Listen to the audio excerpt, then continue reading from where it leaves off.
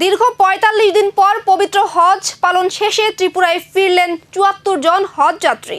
পবিত্র হজ পালন শেষে দীর্ঘ ৪৫ দিন পর ওরা ফিরলেন ত্রিপুরাতে। আগরতলা বিমানবন্দরে পৌঁছতেই তাদের জানানো হয় উষ্ণ ও আন্তরিক অভ্যর্থনা। হজ যাত্রীদের স্বাগত জানাতে উপস্থিত ছিলেন রাজ্যের সংখ্যালঘু কল্যাণ ও অন্যান্য দপ্তরের মন্ত্রী শুক্লাচরণ নোয়াতিয়া এবং ত্রিপুরার রাজ্য হজ কমিটির সদস্যরা। ফুল ও শুভেচ্ছার মাধ্যমে বরণ করে নেওয়া হয় প্রত্যাবর্তনকারী যাত্রীদের। দীর্ঘ ধর্মীয় সফর শেষে পরিবার পরিজনের সঙ্গে পুনর্মিলনে আবেগঘন মুহূর্তের সাক্ষী থাকে বিমানবন্দর চত্বর। সবাইকে অসংখ্য ধন্যবাদ জানাই। আজকে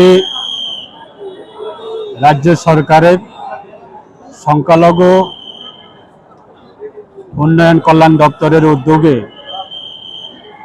আমরা প্রত্যেক বছরে রাজ্য সরকার এবং কেন্দ্র সরকারের সহযোগিতায় বিশেষভাবে আমাদের সংখ্যালঘু দপ্তরের মাধ্যমে মুসলিম সম্প্রদায়ে প্রত্যেক বছরে আমরা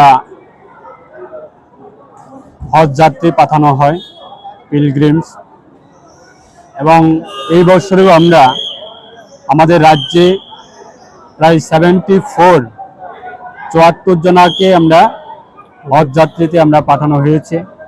গত 20 তারিখ এপ্রিল আগরতলা থেকে কলকাতা এবং পরবর্তী সময়ে কলকাতা থেকে সৌদি আরবে, এবং প্রায় 45। পবিত্র হজের এই আধ্যাত্মিক সফর তাদের জীবনে কি নতুন বার্তা নিয়ে এলো? সেই অভিজ্ঞতার গল্পই এখন শোনার অপেক্ষায় স্বজনরা।